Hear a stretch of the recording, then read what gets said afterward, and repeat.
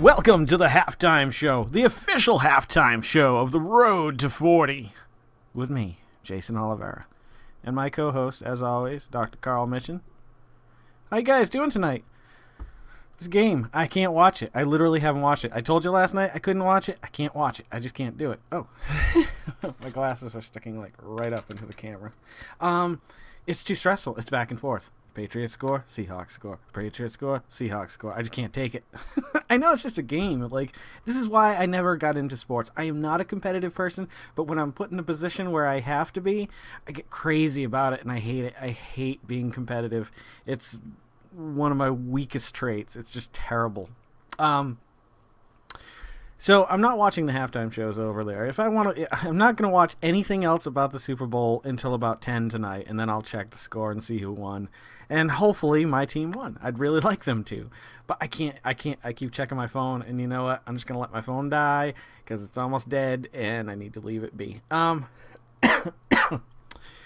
I wanted to talk a little bit about people who intentionally go out of their way to call out cops. Now, I'm not a huge fan of cops. I mean, there are good cops, there are bad cops, and I'm glad that there are good cops. There's also bad cops, and they suck. But I've been noticing a lot of like law students and press people really pushing the cops who are really genuinely just trying to be nice. Like, it's like they just want to throw it in their faces that they can be where they are and do what they're doing. Now, I only hate it when it's intentionally calling out the police. Don't try to just prove your point to an officer. That's rude. Those are people too. And it's so frustrating to see these law students like intentionally going out of their way to get pulled over for something that they know a cop won't like, but they know is perfectly legal for them to be doing. And it's just like, dude, knock it off. Like, that's not funny.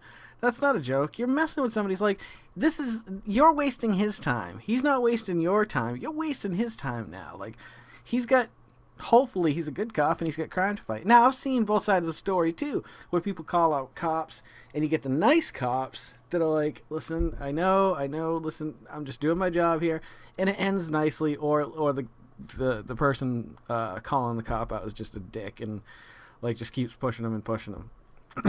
But there's also the one that recently, I think I shared it out a few months ago. The guy was just playing guitar in the subway, and he was completely within his rights to be doing what he's doing, and the cops broke the law and basically arrested the guy. I think the officer either was suspended without pay or lost his job, or the kid got something in return. But it was just terrible. Like, first of all, even if it is against the law, I don't think there's anything wrong with playing music, like live music somewhere, as long as you're not, disturbing people. Like, if you go into like a store and just start playing, that's different. But if you're on the street, people walk by you. I like hearing that. I love hearing that. That's, music spreads love around the world. It really does. It ties people together. Like, when you're at a concert, like, hopefully it's, a decent crowd, but usually, like, fans of a single band like get along really well and they enjoy each other's time and presence and stuff like that. So like, if you're walking by the street and you hate the music this guy's playing, just keep walking. Don't listen to it after you're out of earshot.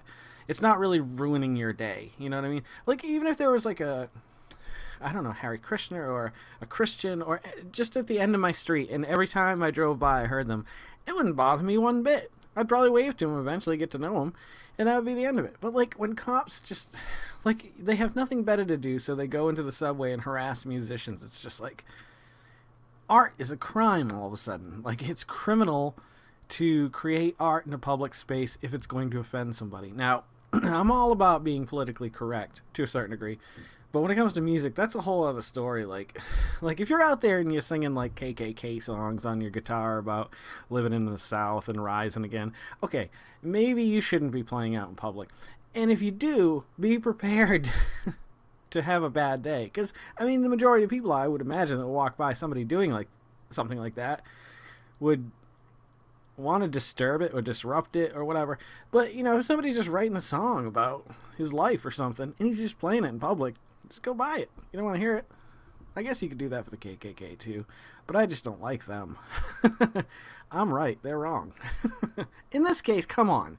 If there's anybody who agrees that they're right, then don't get me started tonight. Yeah. Sometimes I just go on YouTube. Like, Carol was just taking the boys upstairs to put them to bed. And so I had YouTube open. I was trying to stay away from the news. I really just don't even want to think about the Super Bowl. And it's just a freaking nightmare. Like, I shouldn't care so much. Like, my local sport team will win. You know what it is, I think? It's not as much for me. It's for two people. Well, my family, just in case they grow up to, like football, and particularly the New England Patriots. Just like the not Celtics, the Red Sox. It was 86 years. Like, I have family members that never got to see them win a World Series, and they died, going to the grave, never getting to see it, and being huge fans. So for me to be able to see that in my lifetime, a lot of people don't understand how much that means to me. Like, that's the first time in my life that sports affected me on a real emotional level. And I think ever since that day, I've had a little bit of a tie to it, and especially the Patriots, the Red Sox, Bruins, Celtics. Although Bruins and Celtics, I don't really watch those sports. Anywho, so I can't take the stress of it, especially after they went to the Super Bowl 3 times in like the last 10 years or something. Well, less than 10 years. And they lost, 2 times, and they lost both to the Giants in these odd, shouldn't freak happen plays that like just gave the Giants the edge over them. And now the Giants are just a horrible team. They did terrible this year, but they somehow overcame the immortal Tom Brady. And that's the other person. Like, he's gone on to break so many records, and like, he's such a talented guy. He was a kid, you know what I mean? When he came into all this, he was just out of, college. I don't even know if he did 4 years at college or if it was 2 years he got drafted. But, I've watched a documentary about him, and he seems like, you get a lot of these players that come out, I want to thank God, and there's just nothing in their eyes. There's no life to them. It's like they're just robots or something. But when you see somebody like Tom Brady, or a lot of people in sports, I'm not just saying Tom Brady, but Tom Brady's one of the guys that doesn't just go out there, first and foremost, I want to thank my Lord and Savior Jesus Christ. It's just like, first of all, that's nice if that's your thing, but you don't mean it. Look at yourself. look at your video of you just rocking back and forth, blank face. It's just like, come on, man. I guess I shouldn't badmouth the J-Man tonight. Just in case. I went to school with just in case. No, but I did go to school with Phil McCracken, which always blew my mind. I was like, are you kidding me? Seriously? Your parents named you that? They're awful. I think I told you that before. So, and for him, he seems, he's had his differences in the past, not differences. He's had his darker moments where, like, leaving his girlfriend or wife for Giselle while she was pregnant. Like, that's not a good thing. But I can't really, but he's a terrible person for doing that. But as far as him being redeemed, I think he doesn't do it through sports. He does it through his actions, and he looks like he's a good friggin' dad. So you know what? It sucks that happened, but you can't hold things over people for the rest of your life, or it's not worth it. Like, you're only hurting yourself, because eventually they move on, and they're like, well, I guess that's not gonna work out anymore. So, and that's it.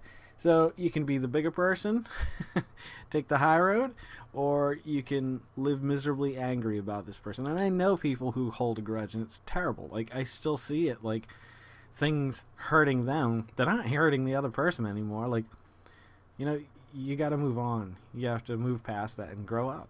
I mean, not grow up, like, as an adult, but just, grow with the experience. All right. The only other thing I want to talk about, other things that I like to look online. If you get a chance, I know I put some links up there. Spidergate Cemetery is an interesting cemetery. It's one of the first episodes we did. One of the first episodes I got really interactive with individuals, and I was just like, oh, this is really cool. I'm glad when people comment, it gives me something to talk back about. So I did that. But Spidergates, I've always been into the supernatural. Not so much the last 4 or 5 years, just because of my belief system now versus then. But up until then, I have seen and heard things, I guess, that, maybe I couldn't explain. But it doesn't mean they're not explainable. For example, like, I was just watching one of these videos. If I remember, I'm not going to remember. Hang on, I'll tell you exactly what it was. No, I won't. I've clicked off it since now. I wonder if the All right, I'm going to check the score. Jason reacts to the score. Super Bowl 49. I don't know if it's back from halftime or not. Oh, I don't want to watch live. I just want to see the score. I can't face it. I heard something from out there and I ran in. Okay. Still tied. We're in the third quarter.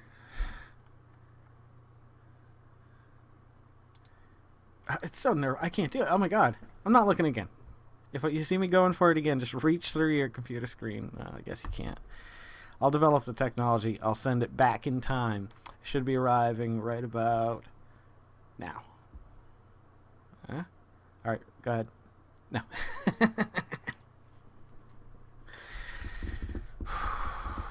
Yeah. So other videos that I like to watch are anything supernatural, UFO, ghost, vampire, whatever, chupacabra, Bigfoot, it doesn't matter, psychic powers. I love all that stuff, whether any of it's true or not. If there's a million claims of these things out there, which is probably more, like, you have to think that is it group mentality? Is it that whole like hive mentality? Like you scare one once with one thing and the rest of them react to it the same way? Or, is 1 in a million or 1 in 100,000 really something that can't be explained or can be explained to prove the existence of supernatural life forms or extensive powers, developing a sixth sense or something like that, Wouldn't that cloning thing... I watched the episode from last night again because I had to edit some things out. And, I talked about... Yeah, that's too late. It's gone. Damn, man. I'm itching. About all I got for the night. I just find some of those videos interesting, and one of them that I watched, this is what I was going to tell you earlier before I got carried away, was one about photographs that shouldn't exist or couldn't be explained. If you do a search on YouTube for, like I said, I'll try to put it up here, but you know me, I'm awful. I'm going to get better at that eventually. YouTube. 10 photos, I believe it is, that cannot be explained. 10 photos that cannot be explained. Over here, it's the first thing that pops up for me. It's 22 million hits. Well, it's almost like 23, almost. And I watched it, and some of them I just couldn't explain. I was just like, I don't know. But most of them, it could have been, overdeveloped, or possibly like a negative got stuck in there and finally fell into place just at the right position to show, like, there's a family of 4 sitting at a table, a black and white photo of them getting photographed. They're all to the right side of the frame, and on the left side, falling down from the ceiling, there's no head, but it's a body and arms. So, like, I mean, it could have been just a slide, then it got overexposed or underexposed, and it only left that image.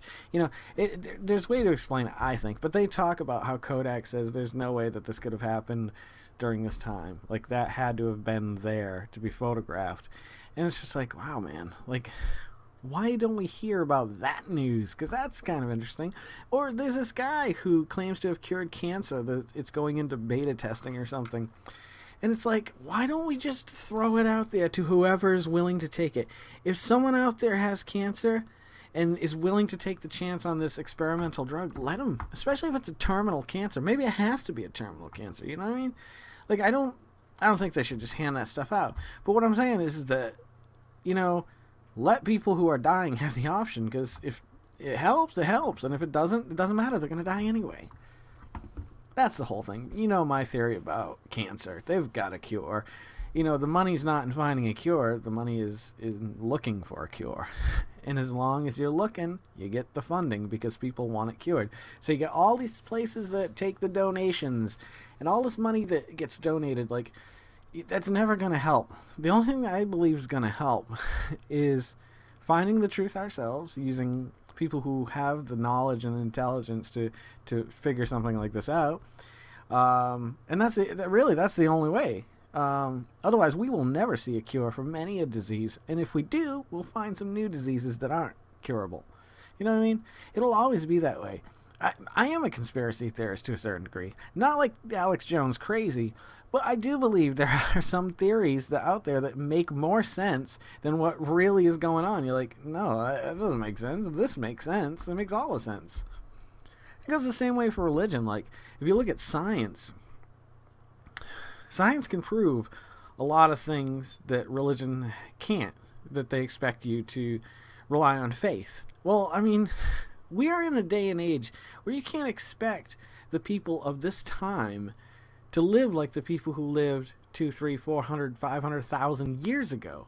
You can't expect that. We've evolved as an intelligent species, and we've discovered new things, and we've traveled further, and we've seen things that I never saw as a child growing up, and my children have seen stuff that when I'm long gone and buried, it'll be, I can't even begin to imagine what it'll be then, We have to keep learning science.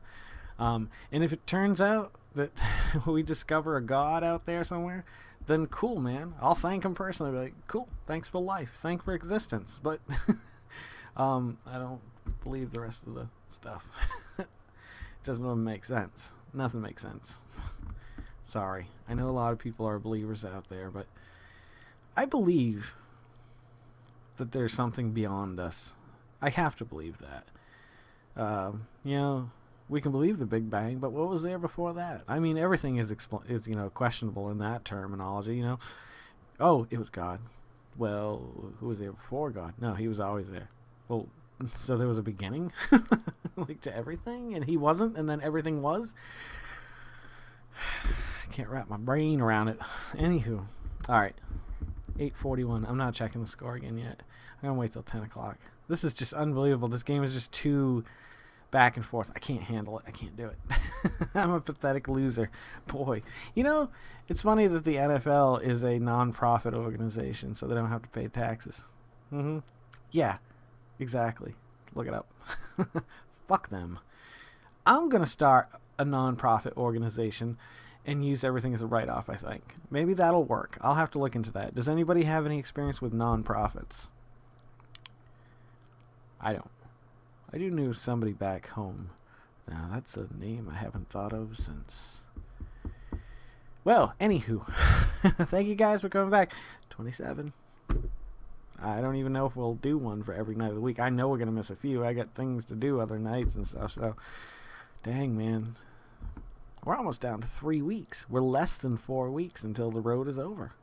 I mean, obviously, there will be a follow-up week of episodes here and there. I'm going to do the big party. Whatever I get footage of, I'm going to slap that together, create an epic, probably like 1 hour episode or something like that.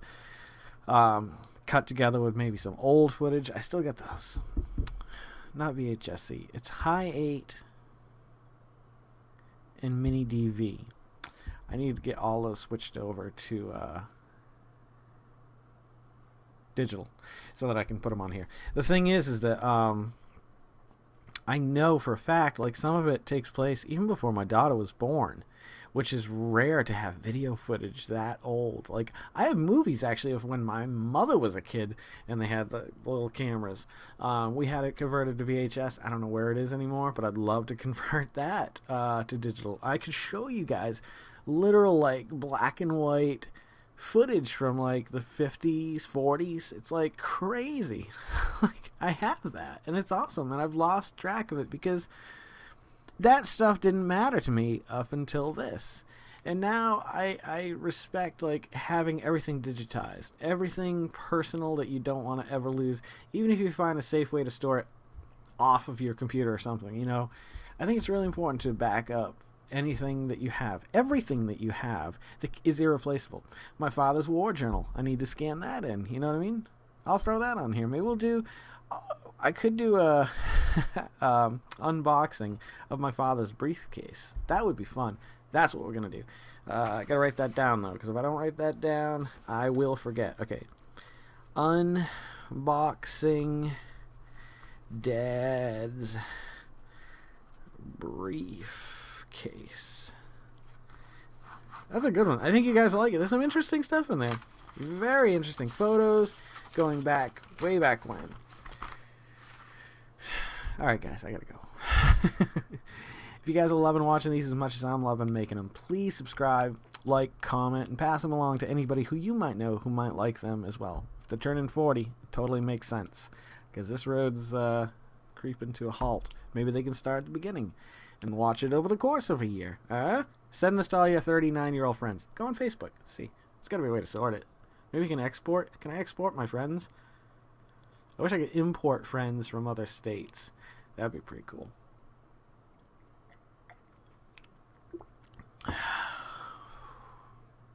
Don't forget to make someone smile tomorrow. Do your best to make a stranger smile tomorrow.